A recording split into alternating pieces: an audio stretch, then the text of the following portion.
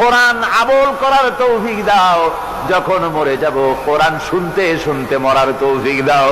যখন কবরে চলে যাব কোরআনের নূর দিয়া অন্ধকার কবরকে আলোকিত করে দিও আল্লাহ।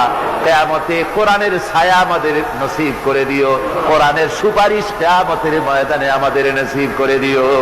রব্বুল আলামিন, কোরআন যার মাধ্যমে পেলাম সেই বিশ্ব নবী সরওয়ারে কায়নাত রাহমাতুল লিল আলামিন, তার দরবারে এই মাহফিলের সালাম তুমি পৌঁছায়া দাও। রব্বুল আলামিন, আমরা যারা মা বাপ হারাইছি, আমাদের মধ্য থেকে মা বাপ যাদের কবরে গেছে, দয়া করে তাদের কবরগুলিকে জান্নাতের টুকরা বানায়া দাও।